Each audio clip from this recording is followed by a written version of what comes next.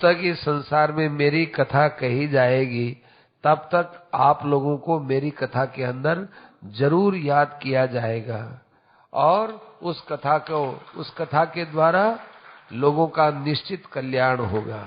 ऐसी बातें हो रही थी। इधर लंका में से बहुत सी स्त्रियां आई और रावण के लिए विलाप करती करती रावण के पास में आकर खड़ी हो गई। मंदोदरी जी उनमें मुख्य थी। वे रावण के शरीर के ऊपर मूर्छित होकर के गिर गई और वो बार बार चिल्ला चिल्ला करके बोल रही थी कि हमने आपको कितना मना किया था, कितनी कितनी बात कही, आप ऐसा द्वेष क्यों करते हैं, फिर भी आप युद्ध के लिए तैयारी हो गए। ऐसे करके बहुत इन्होंने विलाप किया। रावण के मरने पर विभीषण के मन में भी बड़ी पीड़ा हुई कि देखो अब मेरे कोई भाई नहीं रहे। बहुत शोक के अंदर डूब गया। वो भी रावण के सामने गिर गया। राम जी ने लक्ष्मण जी से कहा कि इसको विभीषण को समझाओ और इसको कहो कि अब इसका अंतिम संस्कार करो। देखो आजकल एक प्रथा चल पड़ी है कि शरीर को बहुत दिनों तक रखा जाता है, बहुत समय तक रखा जाता है। वो आएगा वो आएगा। पुत्र की प्रतीक्षा तो होती है, बाकी और किसी की प्रतीक्षा नहीं करनी चाहिए। जितना जल्दी संस्कार हो जाता है उतना ही उस प्राणी को सुख मिलता है।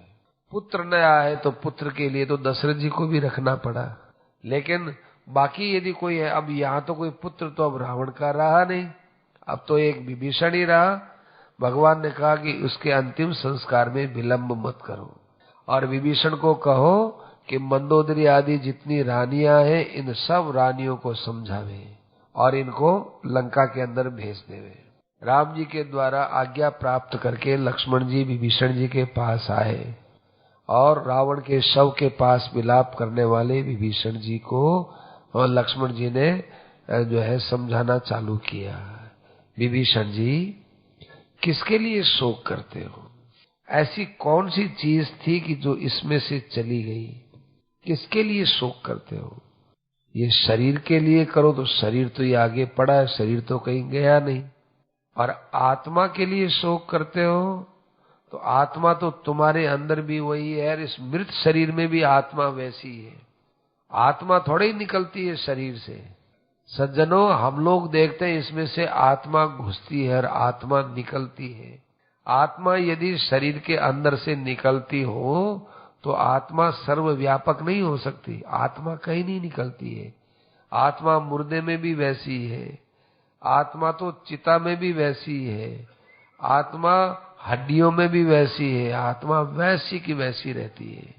निकलता है इसका प्राण, निकलता है प्राणों के अंदर रहने वाला इंद्रियों का समुदाय और इंद्रियों के समुदाय के अंदर रहता है कर्म फल और कर्म संस्कार और अज्ञान वृत्ति।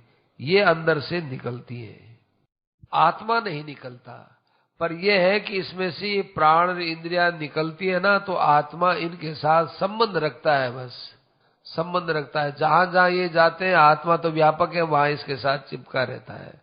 देखो एक कीड़ी है, वो हमारे यहाँ से यहाँ घूमती रहती है। दिखने में क्या आएगा कि मेरे हाथ में तो कीड़ी है, चाहे यहाँ हो चाहे यहाँ हो चाहे यहाँ हो, कहीं ही जाए वो तो हमारे हाथ पर ही घूमती है। ऐसे ही सूक्ष्म शरीर और कारण शरीर अंदर से निकलते हैं तो ये आत्मा के अंदर ही घूमते हैं। तो आत्मा शायद जहाँ उसका संबंध कर लेता है। जिस योनि में भी जाता है वो शरीर उसमें संबंध कर लेता है। संबंध वहां जाके नहीं करता है। आत्मा व्यापक है, सारे शरीर आत्मा के अंतर्गत है, अतएव आत्मा जहां भी वो रहता है वहां चिपक जाता है। ये है खास बात। तो देखो विभीषण, जिसके लिए तुम शोक करते हो तुम्हारे क्या लगता है बताओ? कोवा अस्य कतमा है, ये तुम्हारे क्या लगता था और तुम इसके क्या लगते हो? कि तुम यदि कहोगे कि मेरा भाई है तो भाई कौन है ये तो सोचो। शरीर भाई है कि आत्मा भाई है? कौन है भाई? भाई है कौन? अरे ये तो एक नदी का प्रवाह है जिसमें मिट्टी के कण एक साथ आते हैं, यूं यूं मिल जाते हैं और फिर ये यूं बिछुड़ जाते हैं। ऐसे ही सब प्राणी आए हैं और काले न वियुज्यन्ते, और समय के अनुसार ये वियोग किया, समय के अनुसार ये आगे चले गए। काल ने दोनों को मिलाया और काल ने दोनों को अलग कर दिया। हर्ष और शोक करने की क्या बात हुई? जैसे जमीन में से धान पैदा हुआ और वो धान पैदा होकर के नष्ट हो गया और उसके बीज से दूसरा धान पैदा हो गया, ऐसे ही शरीरों से शरीर पैदा हो गए। अब बताओ, तुम और हम और सब शरीरों से ही पैदा हुए हैं ना। वो शरीर जो है चले जाते हैं, अपने पैदा करने वाले शरीर चले गए तो पैदा होने वाला शरीर कैसे रहेगा विभीषण? वो भी चला जाएगा, क्योंकि शरीर का तो धर्म है, जन्म इसका धर्म है तो मृत्यु भी इसका धर्म है। ये तो इस शरीर का धर्म है, वो धर्म पूरा हुआ है, शोक क्यों करते हो? भगवान प्राणियों से प्राणी पैदा करते हैं और अस्वतंत्र प्राणियों से प्राणी पैदा होते हैं, और स्वयं भगवान इन प्राणियों को खेल के लिए बनाते हैं। तो भगवान का खेल है, भगवान के खेल में हम क्यों नाराज हों? एक देह है, एक देही है, ये केवल हमारी कल्पना है। देह माने शरीर, देही माने आत्मा, ये केवल हमारी कल्पना मात्र है। इसलिए न देही है न देह है, देही देह का विभाग बिल्कुल झूठा है। जिस प्रकार अग्नि के अंदर लकड़ी के कई रूप दिखते हैं, देखो लकड़ी इतनी बड़ी दिखती है, आग लग गई तो आग लगने के बाद लकड़ी इतनी जल गई तो लकड़ी छोटी दिखती है। आग लग जाने पर ये लकड़ी के अनेक विकार सामने आते हैं। ऐसे ही आत्मा के सामने शरीर की अनेक अवस्थाएं सामने आती है। जन्म होता है, नाश होता है, बड़ा होता है, छोटा होता है, बीमार होता है, स्वस्थ होता है।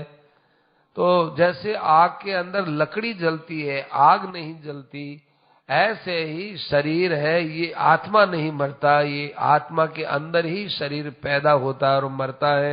इस प्रकार से शरीर आदियों का जो संयोग है, ये हमको सच्चा क्यों मालूम देता है कि शरीर आदि पर हमारी दृष्टि रही और वो आत्मा से मिली हुई है, अतएव हमको जो है वहां शरीर आदि की सत्यता दिखती है।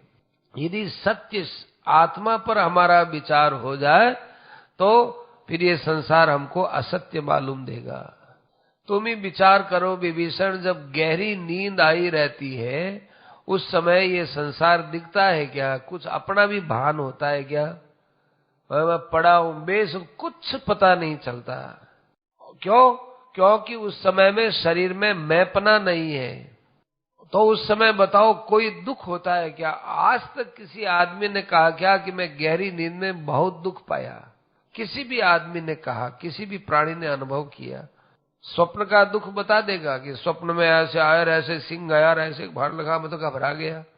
जागृत के दुख तो भोगते ही है।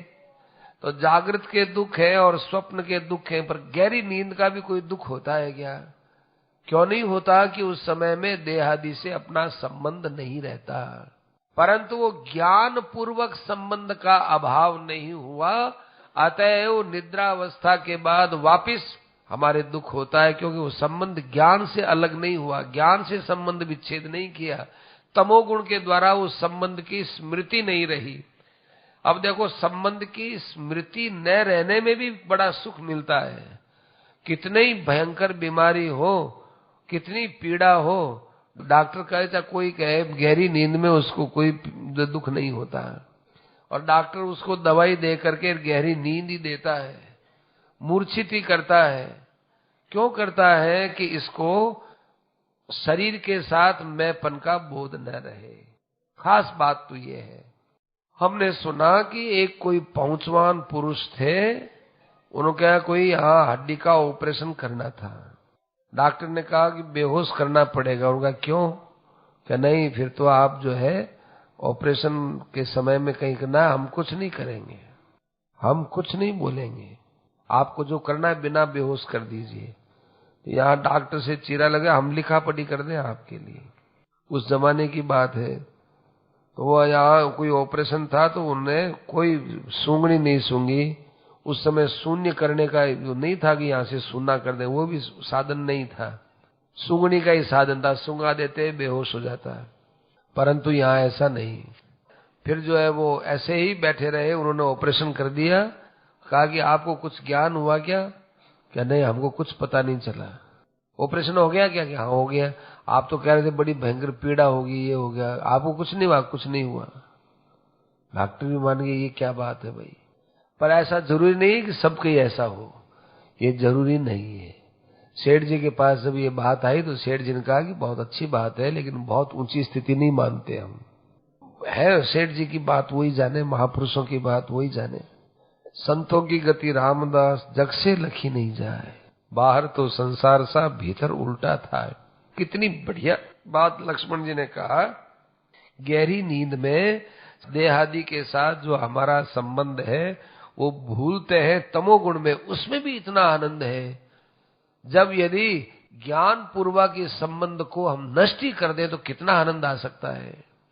इसलिए इस ज्ञान पूर्वक नष्ट करने का उपाय कि भगवान रामचंद्र के अंदर अपने अपने मन आदि को लगा देना चाहिए। तस्मात् माया मनोधर्मम रामचंद्रे आधेहि, उसके अंदर रख दो ये अपने मन को। बाह्य इंद्रियों से, बाह्य वृत्तियों से अपने मन को हटाओ और आत्मा तक उसको ले जाने की कोशिश करो। कैसे कि दोषान दर्शयित्वा, बाहर के विषय भोगों के दोषों का खूब चिंतन करो। कहते हैं भगवान का चिंतन करते हैं तो मन संसार में भागता है। अरे भगाओ, हमारे रामायण कहती भगाओ। कहाँ जाता है कि जहां आपने सुख लिया है वहां जाता है, तो उसमें दुख दिखाओ। जहां सुख लिया वहां दुख दिखाना चालू करो। सर्वभूतात्मनि परे माया मानुष रूपिणी, बाह्य इंद्रियार्थ संबंध्या त्याजयित्वा मनश्शनैहि, दोषान दर्शयित्वा, दोष दिखाओ।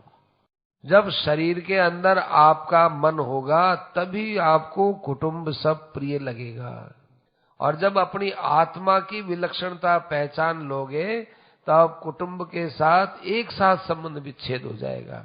कौन किसका भाई, कौन किसकी माँ, कौन किसके पिता, कौन किसकी स्त्री, कौन किसका पुत्र, कोई संबंध नहीं रहेगा। ये सब मिथ्या अज्ञान से जोड़े हुए संबंध हैं।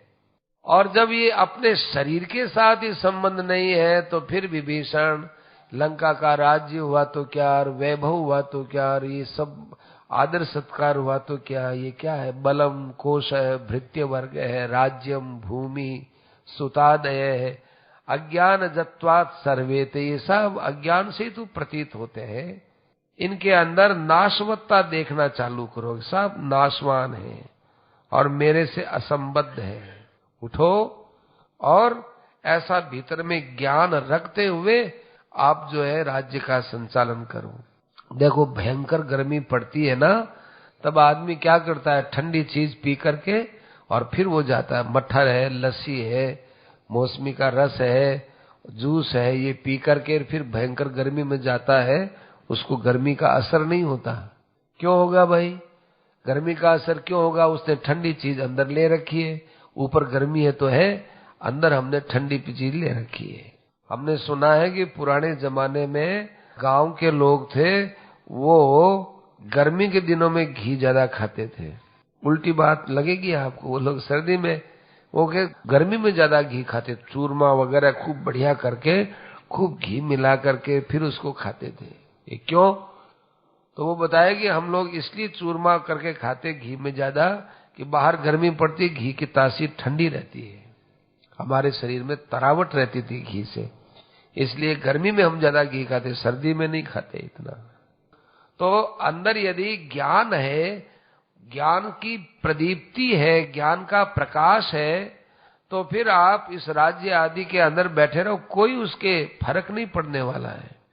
भगवान की भक्ति यदि अंदर है तो बाहर से राज्य का शासन करो, सब संभालो, करो, अधिकार लगाओ, कोई फर्क नहीं पड़ेगा। और देखो भाई सज्जनों, आपके लिए, हमारे लिए, सबके लिए बड़ी सुंदर बात, दुर्लभ बात बोल रहे हैं कि भूतम भविष्यत अभजन, जो भूतकाल है उसकी चिंता छोड़ो और भविष्य में क्या होगा इसकी भी चिंता छोड़ो। क्या करो? वर्तमानम भजस्व, वर्तमान का तुम आदर करो। वर्तमान है, ये जो वर्तमान है, अभी हम क्या कर रहे हैं ये देखो, पीछे क्या हमने किया और किसने हमारे साथ क्या किया भूल जाओ। जो आदमी वर्तमान का आदर करेगा उसका भूत भविष्य सब ठीक हो जाएगा। और देखो सज्जनों, हम लोगों को क्या है कि वर्तमान का दुख इतना दुखी नहीं करता है जितना हम कल्पनाओं में दुखी होते हैं। भविष्यत दुख के लिए दुखी होते हैं, भविष्यत दुख के लिए, आगे क्या होगा क्या होगा। कहते हैं भूत भविष्य की चिंता छोड़ो, वर्तमान को सुधारो, न्याय पूर्वक रहो, फिर तुम संसार के दोषों से लिप्त नहीं होंगे। और भगवान राम ने आज्ञा दी है, विभीषण जी आप अपने भाई का अंतिम संस्कार शास्त्र की रीति से स्वयं करो, और जो ये माताएं रो रही है इन सब को तुम यहाँ से विदा करो, और लंका में इनका बहुत सम्मान के साथ रावण का अंतिम संस्कार करो। लक्ष्मण जी के वचनों को सुनकर के विभीषण जी महाराज शोक मोह का त्याग करके और राम जी के पास में आए। विभीषण जी आकर के और बहुत जोर जोर से रोने लगे, महाराज मैं इस नृशंस, झूठे, क्रूर और सीता की चोरी करने वाले का स्पर्श भी करना नहीं चाहता। मैं इसका अंतिम संस्कार क्यों करूं? ये महान पापी था, सीता जी को जबरदस्ती उठा लाया, आपके मन में इतनी वेदना पैदा की, मैं इस रावण का स्पर्श भी नहीं करना चाहता।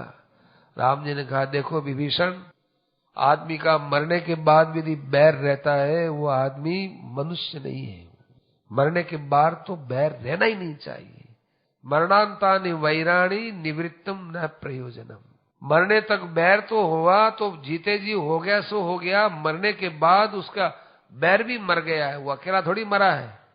जिस आदमी के साथ आपकी अनबन होती है वो आदमी मर गया तो उसके साथ हमारा अनबन भी समाप्त हो गया, उसके साथ हमारा द्वेष भाव भी उसकी चिता में जला देना चाहिए। मरने के बाद भी यदि कोई बैर को याद रखता है तो वो वास्तव में महान नीच पुरुष माना जाता है।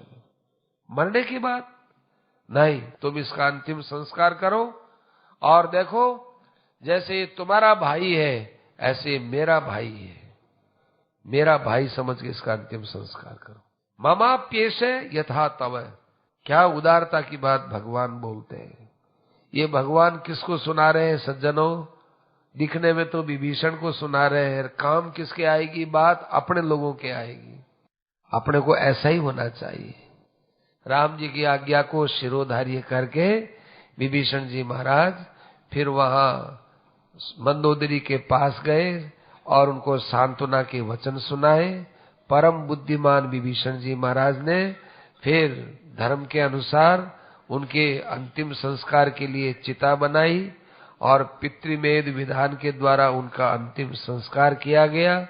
अंतिम संस्कार करने के बाद फिर वो भाई बंधु मंत्रियों के साथ में आए और उन जो वस्त्र थे उन वस्त्र सहित स्नान किया और फिर जो है खूब दान वगैरह भी दिया। सबको दान मान से सम्मिलित करने के बाद और फिर जो है विभीषण जी महाराज राम जी के पास आए। राम जी के पास आकर विनीत भाव से खड़े हो गए। रामोपी, राम जी के साथ में सेना भी है, सुग्रीव भी है, लक्ष्मण जी भी है, सब वहां है।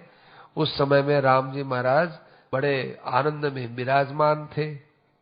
रमातलिष्ट तदा रामम परिक्रम्याभिवन्द्य च। राम जी की परिक्रमा की और जो है हाथ जोड़े तो राम जी ने उनको कहा कि अब तुम स्वर्ग में चले जाओ। वो अपने स्वर्ग में चला गया। इधर राम जी ने लक्ष्मण जी से कहा, लक्ष्मण मैंने लंका का राज्य पहले वहां समुद्र के किनारे दे दिया था, अब मेरी आज्ञा से जाकर तुम लंका के अंदर सिंहासन पर बैठा कर इनका अभिषेक कर दो। राज्याभिषेक दो चीज होती है ना, राज्य तो मैंने दे दिया और अभिषेक अब तुम करियाओ, जाओ। अभिषेक है विप्रश्च, ब्राह्मणों के साथ मिलकर के विधि पूर्वक तुम इसका अभिषेक कर दो। बंदरों के साथ लक्ष्मण जी गए और स्वर्ण कलशों में दिव्य जल लेकर के आए। खूब बढ़िया अभिषेक किया गया और नगर के श्रेष्ठ श्रेष्ठ राक्षस लोग आए, विभीषण को राजगद्दी पर बैठा दिया। फिर विभीषण जी महाराज लक्ष्मण जी के साथ ही राम जी के पास आए। राम जी के पास आकर के और जो है भगवान को प्रणाम करके और कहने लगे, महाराज ये सब राज्य वगैरह आप ही का है, मेरा नहीं है। राम जी ने कहा कि देखो तुम्हारी सहाय ने त्वया वीर है, मैंने तुम्हारी सहायता से रावण को मारा है, विभीषणोपि लंकायाम, और सुग्रीव से कहा कि देखो सुग्रीव, तुम्हारी सहायता से हमने आज विभीषण को लंका का राज्याभिषेक करवा दिया है, अपना काम लंका में पूरा हो गया। अब हनुमान तुम्हारा काम है, तुम जाओ, लेकिन सीधा लंका में मत जाना। अब लंका विभीषण की हो गई है, इसलिए विभीषण की अनुमति हो तो लंका में प्रवेश करना। इनकी अनुमति लेकर के रावण के महल में जाना, और इनकी अनुमति हो तो अशोक वाटिका में जाना, और वहां जाकर के सब समाचार सीता जी को तुम सुना दीजिए। जानक्या प्रतिवाक्य में, और सीता जी वापिस क्या बोलती है, एक एक वाक्य तुम आकर हमको सुना देना। तुम जाकर के रावण का वध वगैरह जो हुआ वो सुना दो, और जानकी का एक एक वाक्य आकर हमको सुना दो। हनुमान जी महाराज जब लंका में प्रवेश किए तो वे राक्षस बहुत डरे, चिल्लाए, कहने लगे अरे बाबा अब तो हमको मत मारना भाई, अब वो तो रावण था इसलिए हम क्या करें अब। अरे नहीं नहीं नहीं, हम किसी को कुछ नहीं कहेंगे। हनुमान जी महाराज सबको आश्वस्त कर रहे थे, और सीधे वहां अशोक वाटिका में गए, शिंशुपा वृक्ष के नीचे गए। वहां पर सीता जी थी, उनको किसी समाचार का कोई ज्ञान ही नहीं था। राक्षसियां चारों तरफ से घेरी हुई थी। सीता जी वो बैठी राम जी का ही ध्यान कर रही थी विनयावनत हो करके। और उस समय हनुमान जी महाराज ने सीता माता के चरणों में प्रणाम किया, और प्रणाम करके बड़े भक्ति भाव से उनके सामने खड़े हो गए। और सीता जी ने आंख खोल करके देखा कि अच्छा वो ही हमारा राम जी का दूत हनुमान आ गया है। हनुमान जी ने कहा हाँ माता जी, इस प्रकार से बड़ा भयंकर युद्ध हुआ, और उस युद्ध के बाद अब जो है रावण मारा गया है, और हे देवी सुग्रीव के साथ विभीषण की सहायता से सब बंदर भी कुशल पूर्वक हैं, राम जी भी कुशल पूर्वक हैं, लक्ष्मण जी के साथ सेना के साथ जो है राम जी ने बड़ा पराक्रम दिखाया, और रावण अपने सेना, अपने पुत्र, अपने भाई, मंत्री सबके साथ मारा गया है। और राम जी महाराज ने अपना कुशल क्षेम आपको सुनाने के लिए मुझे भेजा है। विभीषण को यहाँ पर राज्य भी मिल गया है। आपको त्रिजटा जी ने जो सपना सुनाया था वो सपना पूरा सत्य हो गया है। अपने पति की ये बातें सुन करके, विजय की बात सुन करके सीता जी इतनी प्रसन्न हुई, कहने लगी कि बेटा क्या करूं, मैं तुम्हें क्या दूं। त्रिलोकी के अंदर मुझे कुछ भी ऐसी वस्तु नहीं दिखती है कि जो मैं तुम्हें ऐसी खुशी के अवसर पर तुमको दूं।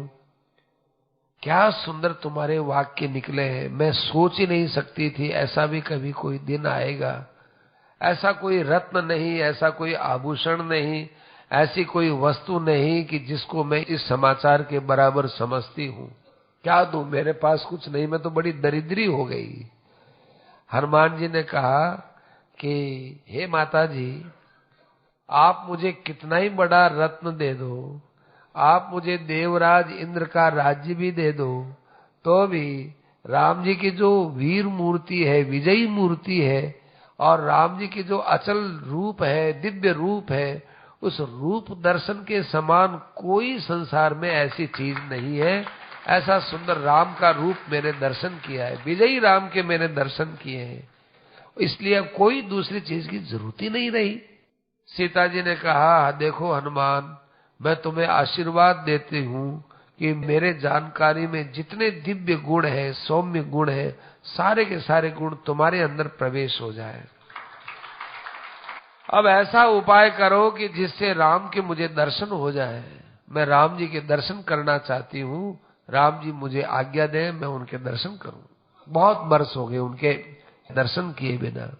हनुमान जी महाराज राम जी के पास आए और निवेदन किया कि महाराज आपने जिस निमित्त ये कार्य प्रारंभ किया था और उसका जो अंतिम फल है वो सीता ही तो है। उस शोक संतप्त सीता को जो है आप अपने दर्शन दीजिए महाराज, और सीता आपके दर्शन करना चाहती है। जब हनुमान जी महाराज ने ये बात कही तब रामो ज्ञानवतांबर है, तब राम जी ने मन में सोचा कि बड़ा अच्छा मौका है, मैं मायामयी सीता को छोड़ करके गया था और अब ये मायामयी सीता मेरे पास आएगी, तो अब मेरा ही काम होगा कि मैं सीता को वापस अग्नि के अंदर सुपुर्द कर दूं और असली सीता को प्राप्त करूं। लेकिन सीधा सीधा यदि मैं दुनिया को कहूंगा तो ठीक नहीं लगेगा, इसलिए ये काम तो मुझे लंका में ही करना है। इसके अलावा दूसरी जगह कोई बैठेगी भी नहीं, उचित जगह बैठेगी भी नहीं। अब सीता को, अग्नि वाली सीता को प्राप्त कर लेना चाहिए, मेरे अवतार का सब काम पूरा हो गया। मन में सब विचार करके राम जी ने विभीषण जी से कहा, विभीषण, आपके राज्य में जनक नंदिनी सीता है, उसको आप मेरे पास आने का प्रबंध कीजिए। स्नान वगैरह करके, अच्छे वस्त्र पहन करके, सब प्रकार के आभूषणों से विभूषित करके आप हमारे यहाँ भेज दीजिए। विभीषण जी ने कहा, जो आपकी आज्ञा है। हनुमान जी को साथ में ले गए, अशोक वाटिका में गए। वहां पर बड़ी बूढ़ी जो राक्षसियां थी, उन सब राक्षसियों ने सीता जी को बड़े सम्मान के साथ स्नान करवाया, सीता जी को आभूषण पहनाए और बड़े अच्छे वस्त्र वगैरह पहनाने के बाद उनको पालकी में विराजमान कर दिया। उस पालकी को ढोने वाले बड़े अच्छे अच्छे जो है लोग थे, वे उस पालकी को कंधे पर लेकर के चले। चारों तरफ से सीता जी की बड़ी रक्षा हो रही थी। अशोक वाटिका से वो पालकी लेकर के जब राम जी के वहां पर पहुंची है, तब बंदरों के मन में बड़ा देखने का कौतूहल जगा। वो बंदर एक के ऊपर एक, एक के ऊपर एक, एक के ऊपर चढ़ गए, यूं झुंड का झुंड जो है देखने के लिए लालायित हुआ। तो वहां पर बहुत से डंडा लिए हुए बंदरों को मार रहे, अरे हटो हटो हटो, सीता जी आ रही, हटो हटो, ऐसा कोलाहल हुआ। तो राम जी के पास में समाचार गया, तो राम जी ने दूर से ही कहा, अरे अरे विभीषण, ऐसा क्यों करते हो? ये बंदर अपनी माँ के दर्शन करना चाहते हैं, पालकी से नीचे उतारो, सबके बीच में दर्शन होना चाहिए। पश्यन्तु बांद्रा सर्वे मैथिली मातरम यथा, ये बच्चे अपनी माँ से मिलना चाहते हैं, वो खुले आने दो सीता जी को। तो सीता जी वहां पर पैदल पैदल आने लगी। सब बंदर सीता जी के दर्शन करते हैं। वो बंदर तो बंदर है, यूं देखे, कोई यूं देखे, कोई कैसे देखे, यूं। सीता जी भी बड़े प्रसन्नता से बंदरों से मिलती है और वो राम जी के पास आई। बड़े प्रेम से राम जी को उन्होंने प्रणाम किया। रामोपि दृष्ट्वा ताम माया सीताम, भगवान ने देखा मायामयी सीता है, इसलिए इस मायामयी सीता को माया से रहित करना है। तो माया से रहित करने के लिए भगवान ने उस मायामयी सीता को मायामय वचन सुनाए, मायामय वचन सुनाए, बहुत कठोर वचन सुनाए। उन कठोर वचनों का जिक्र यहाँ नहीं हो रहा है, उन कठोरमय वचनों को यहाँ नहीं बताया गया, वाल्मीकि रामायण में बताया है। ए सीते, मैंने तुम्हारी प्राप्ति के लिए युद्ध नहीं किया है, मैंने मेरे आत्म गौरव के लिए युद्ध किया है। तुम इतने दिन तक यहाँ रही हो, तुम किसी के साथ जा सकती हो। ऐसे ऐसे वचन सुनाए, ऐसे वचन सुनाए, अमृष्यमाणा, सीता जी को वो सहन नहीं हुआ। बहुत से लोग कहते हैं ऐसे वचन क्यों सुनाए, वो अब पूछते हैं उनसे किसको सुनाए, कि मायामयी सीता को सुनाए। तो भगवान ये सुनाना चाहते हैं सब दुनिया वालों को कि देखो सीता जी ने कितने कठोर वचन लक्ष्मण को सुनाए थे। जब लक्ष्मण को इसने कठोर वचन सुनाए तो सीता जी को भी कठोर वचन सुनने पड़ेंगे। ऐसे कोई आदमी किसी को कठोर वचन बोलेगा तो उसको भी कठोर वचन सुनना पड़ेगा। ये संसार का कायदा है, कोई किसी का तिरस्कार करेगा तो उसका भी तिरस्कार होगा। अमृष्यमाणा सा सीता वचनम राघवोदितम, अवाच्यवादान बहुशः प्राहताम रघुनंदन। अब ऐसे बोलने लगे तो जो है सीता जी को ये वचन सहन नहीं हुए। राम जी ने ये वचन कहे तब लक्ष्मण को कहा, लक्ष्मण तुम जल्दी से जल्दी आग लगाओ, चिता बनाओ, उसमें आग प्रज्वलित करो। संपूर्ण संसार को विश्वास में लाने के लिए मैं आज अग्नि में प्रवेश करना चाहती हूँ। मैं राघवस्य मतम ज्ञात्वा लक्ष्मणोपि तदैव ही माया काष्ठ चयम कृत्वा ज्वालयित्वा हुताशनम, इतना कह करके और सीता जी ने लक्ष्मण जी को आज्ञा दी। लक्ष्मण जी ने राम जी की ओर देखा, राम जी ने ऐसा इशारा किया कि लक्ष्मण जी को यहाँ क्रोध करने का कोई मौका ही नहीं दिया। नहीं तो यहाँ राम जी पर क्रोध कर सकते थे कि महाराज मैं तो उन वचनों को भूल ही गया, यदि वो वचन मैं याद रखता। और आप में मेरा, देखो लक्ष्मण जी कितनी बढ़िया बात बोलते हो, मेरा आप में प्रेम ज्यादा है या सीता के वचनों का कष्ट ज्यादा है? यदि मेरे मन में आपके प्रति प्रेम कम होता और सीता के वचनों का कष्ट ज्यादा होता तो मैं आपके साथ नहीं रहता। मैंने कहता है साहब सीता जी को तो आप ही प्राप्त करो, मैं तो आपके साथ इसलिए नहीं रहूंगा कि सीता का मेरे पर कितना बुरा जो है असर पड़ रहा है, इसलिए मैं तो आपके साथ नहीं जाऊंगा।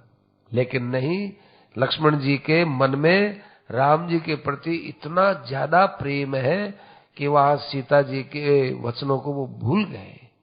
ऐसे ही सज्जनों, संसार के अंदर अब भगवान में ज्यादा प्रेम रखने से संसार की कटुताएं सब समाप्त हो जाती हैं, इसलिए भगवान में प्रेम रखना चाहिए। राघवस्य मतम ज्ञात्वा, राम का भी मत समझ करके लक्ष्मण जी ने फिर वहां एक बहुत बड़ी चिता बनाई और चिता बना करके और लक्ष्मण जी महाराज राम जी के पास खड़े हो गए। सीता जी ने राम जी को प्रणाम किया, परिक्रमा की और सब प्राणियों के देखते देखते वहां पर राक्षस, देवता, बंदर सब थे, सबके सामने उन्होंने देवताओं को प्रणाम किया, ब्राह्मणों को प्रणाम किया, सबको प्रणाम किया और सबको सुनाती सुनाती कहने लगी, देखो मैंने अपने हृदय में सदा ही भगवान राम की उपासना की है, एक क्षण भी मैंने उनको अपने हृदय से अलग नहीं किया है। यदि ये बात सत्य है तो यही अग्नि मेरी रक्षा करेगी। इतना कह करके अग्नि की परिक्रमा करके जलती हुई अग्नि के अंदर निर्भय होकर के सीता उसमें प्रवेश करती है। आजकल के लोग आक्षेप करते हैं कि भगवान को मालूम है कि सीता सर्वथा निर्दुष्टा है, तो फिर उसको अग्नि में क्यों प्रवेश करवाया, अग्नि परीक्षा क्यों ली? अरे हमारे ग्रंथों को देखते ही नहीं, कहीं कोई शंका करने की जगह ही नहीं है। भगवान कहते हैं अग्नि में मैंने उसको प्रवेश करवाया है, पहले वो अग्नि में ही है सीता, नहीं क्या परीक्षा ली है? अग्नि में रहने वाली सीता को मैंने अग्नि में से प्राप्त कर लिया। मायामयी सीता थी, उस मायामयी को अग्नि में रख दिया। सीधी सीधी बात है। विवेश ज्वलनम दीप्तम निर्भयेन सदा सती। लोग कहते हैं कि राम जी सर्वज्ञ थे, जानते थे, तो ऐसा क्यों किया? और राम जी को समझे, न सीता को समझे, और न वो ग्रंथ कोई समझे। महाराज जी एक बार सरदार शहर गए थे सत्संग के लिए। वहां पर स्कूल के अंदर एक कार्यक्रम था। महाराज जी को बड़ा अच्छा लगता था स्कूलों में कार्यक्रम देना, बड़ा अच्छा लगता था, क्योंकि वहां लड़के लड़कियां कोई प्रश्न करें तो उनको जवाब देवे। तो महाराज जी कहते थे कि प्रश्नोत्तर से बात हृदय में बैठती है। तो किसी ने कह दिया कि महाराज, एक कोई अध्यापिका थी, वो खड़ा होकर के कहने लगी, एक प्रश्न पूछना है। कि बोलिए।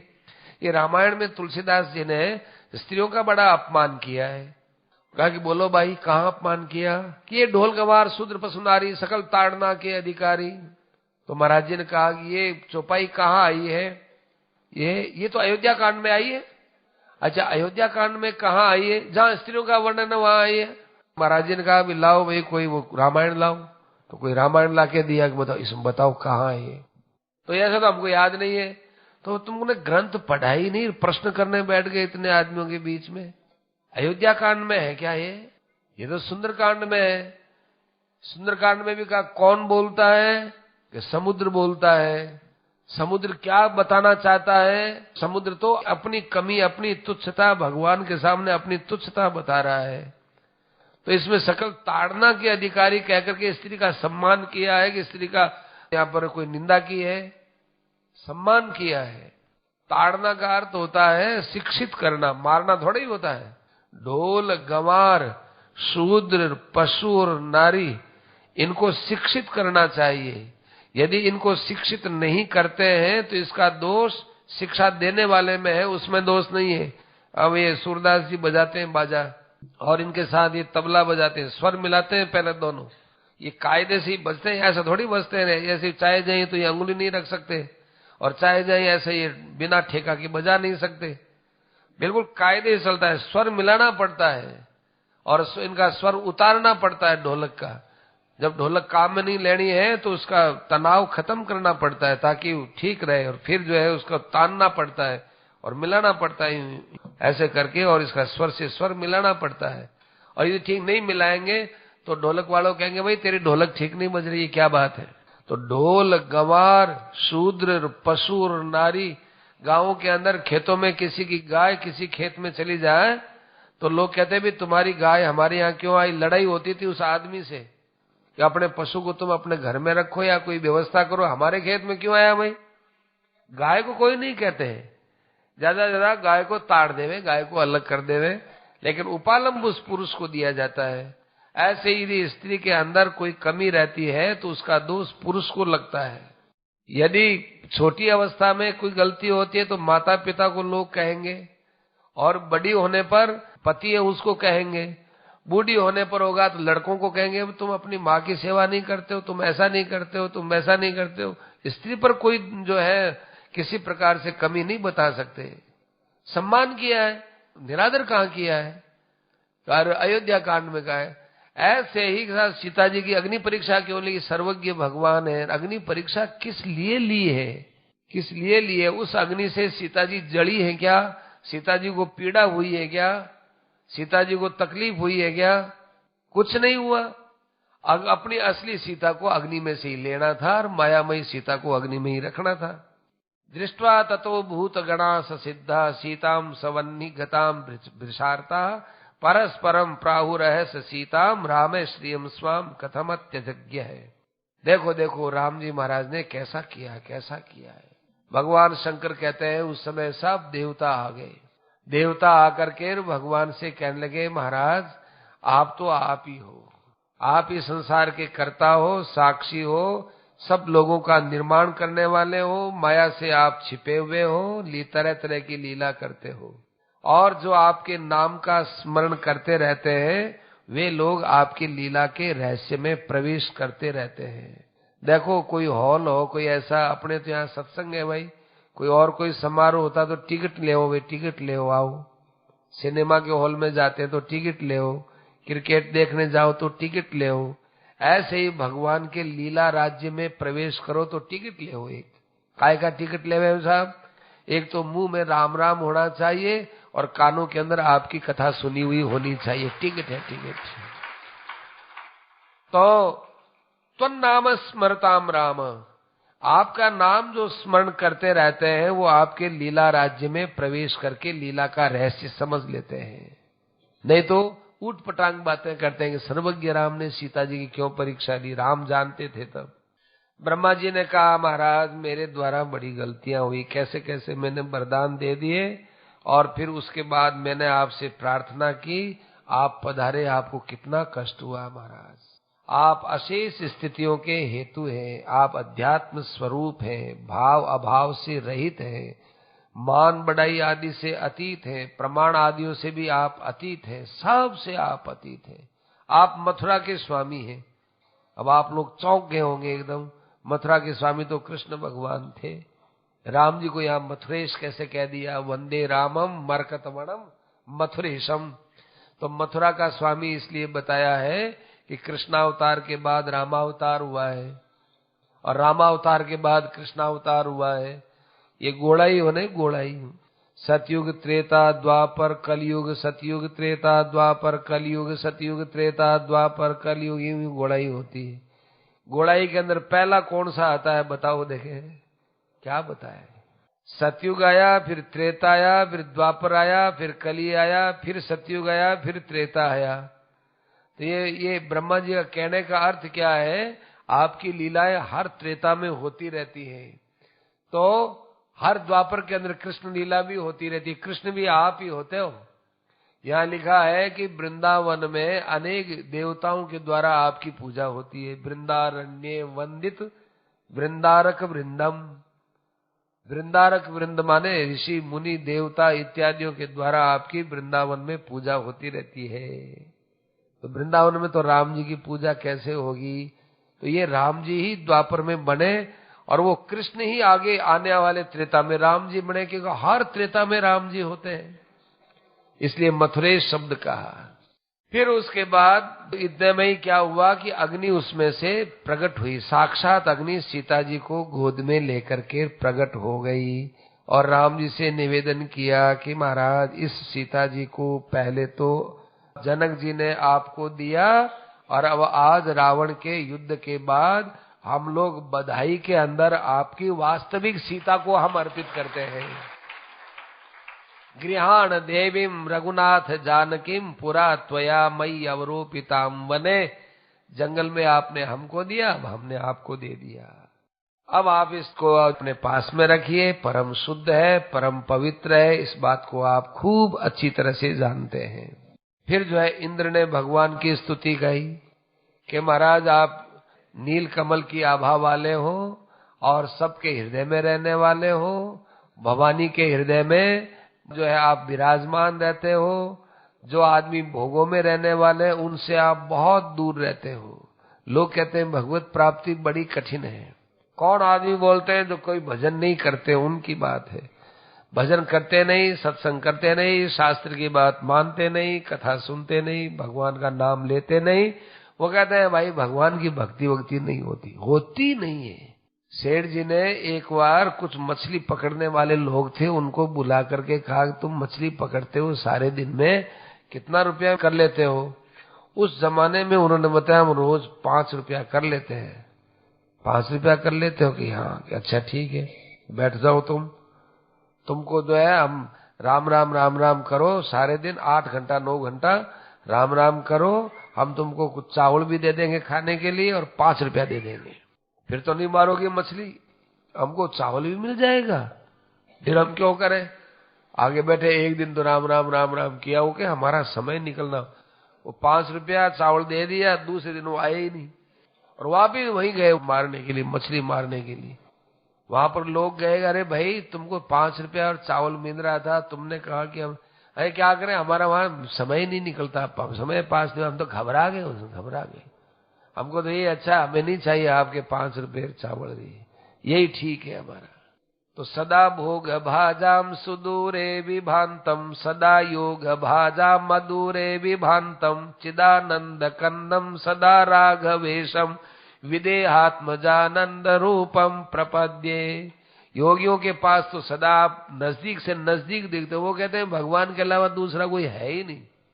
भोगी लोग कहते हैं कि भगवान नाम की कौन चीज है, भगवान है क्या, किसने देखा बताओ, भगवान है कौन कह सकता है मैंने भगवान को देखा?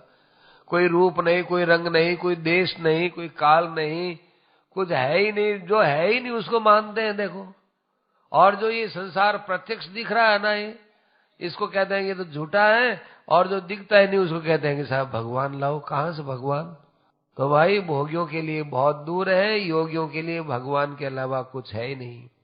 बस महाराज आपकी कृपा से मेरा त्रिलोक पने का अभिमान था वो नष्ट हो गया। क्यों?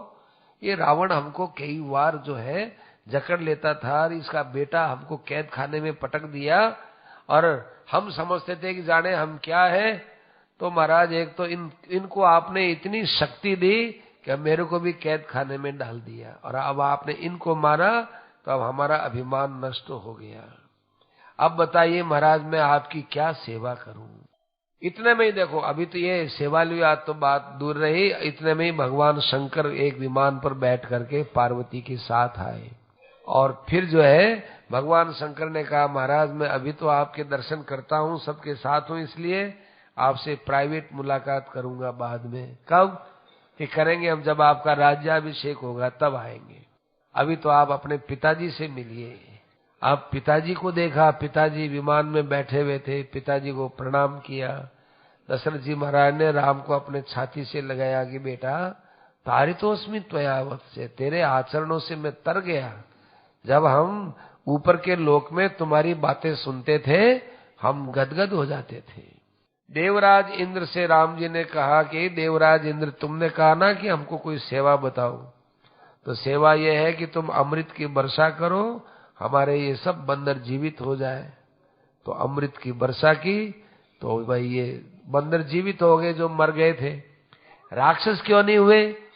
कि राक्षस इसलिए नहीं हुए कि नोतिता राक्षसा, क्योंकि राक्षस तो राम जी का दर्शन करते करते मरे ना, इस कारण से वो मुक्ति को प्राप्त हो गए, इसलिए वे अमृत की वर्षा से जीवित नहीं हुए। इधर विभीषण जी महाराज ने कहा, महाराज आप मंगल स्नान कीजिए और फिर जो है आप सीता जी के साथ कल चलिए, आज आप यही विश्राम कीजिए। भगवान ने कहा कि देखो विभीषण जी, मेरा भाई भरत बहुत दुखी अवस्था में समय निकाल रहा है, मैं यहाँ मंगल स्नान करने बैठूंगा, श्रृंगार करने बैठूंगा, जब तक मेरा भरत है वो भरत से मैं न मिल लूं। मैंने सुना है वो जटावल्कल वस्त्र धारण कर किया हुआ बैठा हुआ है, वो मंगल स्नान नहीं करे उससे पहले मैं कैसे मंगल स्नान करूं। शब्द ब्रह्म समाहित है, ध्यान से सुनना, वो मेरे नाम के अंदर लगा हुआ। नाम क्या है? ये साक्षात ब्रह्म रूप है, शब्द की आकृति में ब्रह्म है। राम राम राम राम लोग कहते हैं मैं तो कोरो राम राम करा, और तो कहीं हुआ को नहीं। शास्त्र कह रहा है कि कोरो नहीं हो, शब्द ब्रह्म है, शब्द ब्रह्म, शब्द के रूप में साक्षात भगवान ही है। वो राम राम राम राम करे और क्या माने भगवान मिलिया को नहीं, अचंबा की बात है। पानी में डूबेड़ो आदमी कहे पानी कटे है, पानी का ही चीज है भाई, अरे तू है ना हो तो पानी कटे है, आप बताओ, पानी बताओ। ऐसे ही भगवान का नाम ले रहा है और क्या भगवान क्या होता है? अरे यही भगवान है, यही भगवान। क्या पता कि राम राम राम राम करते रहने से आनंदानुभूति होती है और जड़ चेतन का ज्ञान होता है और संसार की विनाशिता का ज्ञान होता है, भगवान की सत्ता का बोध होता है। तो सत चित्र और आनंद तीनों चीज राम नाम के अंदर विराजमान है, अतएव ये साक्षात शब्द ब्रह्म है। फिर जो है हम तो भाई उनके वहां जाएंगे अयोध्या। विभीषण से कहा, विभीषण पुष्पक विमान लाओ। पुष्पक विमान में बैठ गए भगवान। सब बंदरों से कहने लगे कि देखो सुग्रीव जी, आराम से भाई, आप प्रवर्षण पर्वत से हम लोग आए थे, आप लोग किष्किंधा जाओ, अपना राज्य संभालो, आपने हमारा मित्र कार्य किया, तुमको अपने स्थान पर पहुंच जाना चाहिए, मैं अयोध्या जाता हूँ। सब बंदरों ने कहा, महाराज हमारी एक इच्छा है, प्रार्थना है, सुनो, सुनाओ क्या बात है? हम भी अयोध्या चलना चाहते हैं। तो आ जाओ। पुष्पक विमान ऐसा था, जितने ही बैठो उतना पुष्प विमान ही हो गए, डब्बू की तरह से वो फैलता रहता था, जितने बैठो उतने जितने बैठो उतने बैठ जाओ। आप पुष्पक विमान के अंदर कोई बैठ गए, कोई लटक गए, कोई क्या, ऐसे कोई उड़ते हैं, पकड़ते हैं, चलते हैं, ऐसे सब पुष्पक विमान के अंदर आरूढ़ होकर के रवाना हुए। सीता जी की शोभा बड़ी निराली। राम जी सीता जी को प्रसन्न करते हुए बोलते हैं, देखो ये लंका है, देखो तुम तो इतने दिन तक अशोक वाटिका के नीचे रही ना, अभी देखो पूरी लंका को देखो, ये देखो समुद्र है, हाँ लंका के लिए ये रणांगण है, यहाँ देखो रावण को मारा, यहाँ कुंभकर्ण को मारा, यहाँ मेघनाद मारा गया, ये देखो ये समुद्र है, ये सेतु बंद है, ये रामेश्वर है। और यहाँ विभीषण जी आए थे, अपने मंत्रियों के साथ में मेरे शरण में आए थे, और इस मार्ग से हम आए थे प्रश्रवण पर्वत। ये देखो ये किष्किंधा नगरी आई।